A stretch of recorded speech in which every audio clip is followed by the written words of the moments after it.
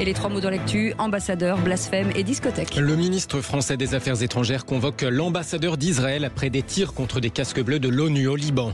Des catholiques à genoux sur une passerelle parisienne. Ils ont organisé une prière de rue pour, je cite, réparer le blasphème de la cérémonie d'ouverture des JO. Des élus s'en émeuvent. Et puis la photo qui fait grimacer les supporters des Bleus, Kylian Mbappé, photographié dans une boîte de nuit à Stockholm hier soir pendant le match France-Israël qu'il avait séché soi-disant pour se reposer. Les vraies voix Sud Radio.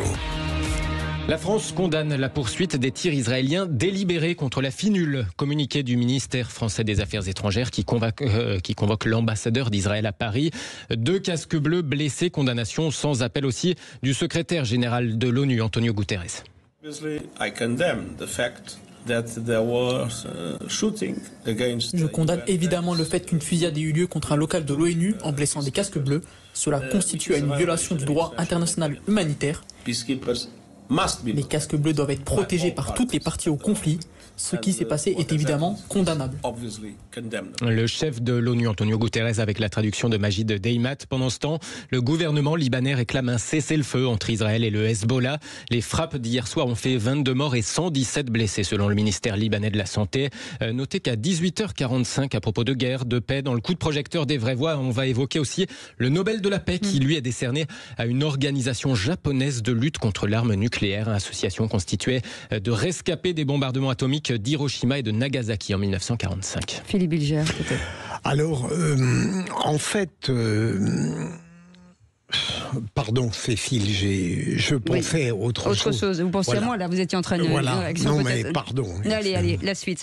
Deuxième mot, blasphème. Des catholiques ont organisé une prière de rue, je cite, pour réparer le blasphème de la cérémonie d'ouverture. C'est quand même assez dingue. Un chapelet de réparation sur les lieux du blasphème, ce sont leurs mots. Une petite foule de croyants à genoux sur les lieux du tableau qui avait été comparé à la scène du Christ et de ses apôtres, mais version Philippe Catherine avec des drag queens. Plus de riches, plus de pauvres, quand on redevient tout nu.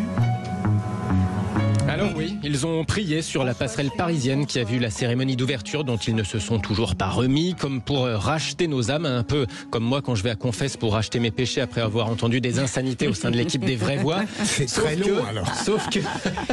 Sauf que cette prière de rue organisée par des gens notamment de la très à droite Civitas, eh bien ça n'a pas plu à tout le monde.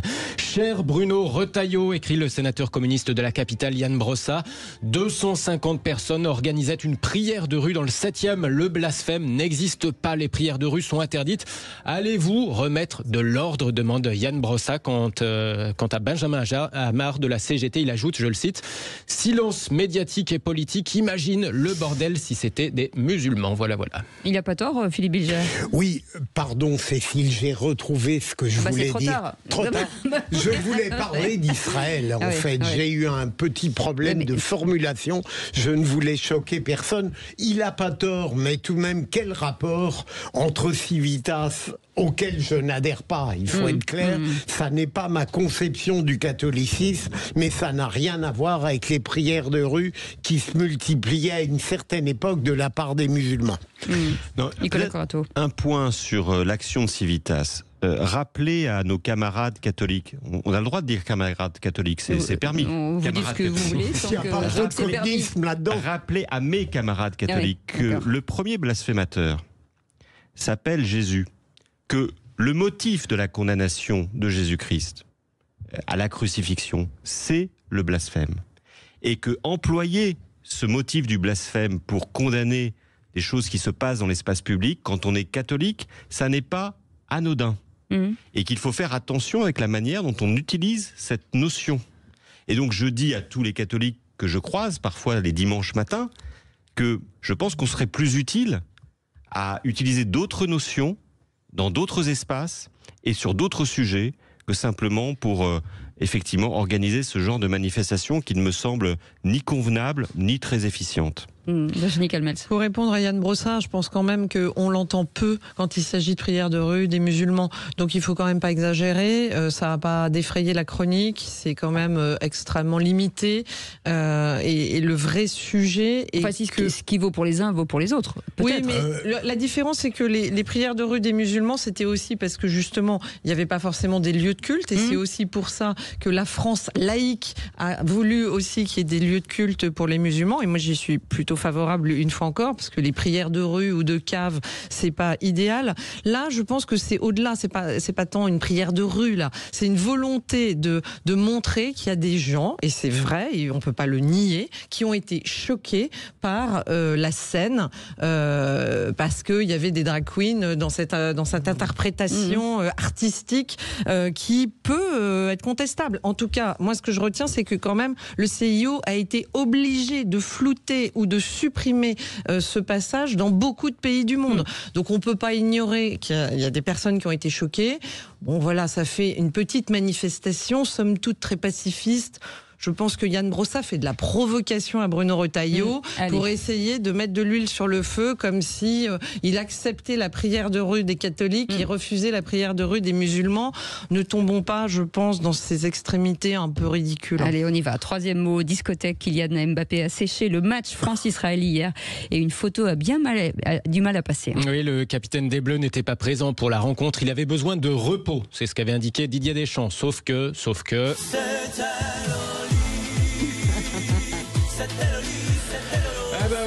que apparemment il n'était pas fatigué pour la troisième mi-temps. Comme on dit, il a été photographié dans une boîte de nuit hier soir. Et ça a bien du mal à passer. Alors soyons exacts niveau programmation musicale. A priori, la boîte de nuit où il a été vu se trouve à Stockholm. Voilà, c'est mieux en Suède, merci Julien. Alors que le match France-Israël se tenait lui en Hongrie, pas en Suède, donc peut-être que le jet privé s'est trompé de chemin. Certains se demandent si après le PSG, il n'y a pas quand même un début de désamour pour le maillot de l'équipe de France, puisque avant ça, pareil, sa blessure à la cuisse l'avait empêché de jouer en bleu, mais pas pour son nouveau club, le Real. Ça aussi, ça a du mal à passer. Bon, on va quand même se consoler avec le score d'hier soir, France-Israël. 4-1 pour la France, même sans Kylian Mbappé. Donc. Comme quoi, merci. Je crains qu'il y ait un début de désamour pour Kylian Mbappé. Parce que tout de même, sa personnalité commence à devenir un peu floue. Encombrante. Ça ne veut pas dire que ça n'est pas un très grand joueur de foot.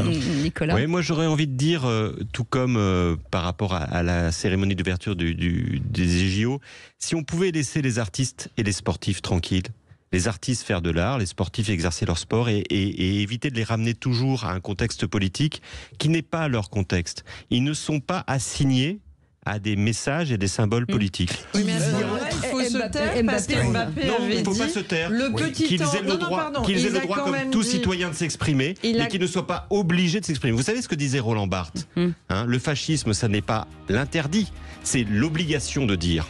Mais il a quand même dit le petit ange au sujet de Naël, et je pense que ce jour-là, il a perdu le soutien de millions de Français.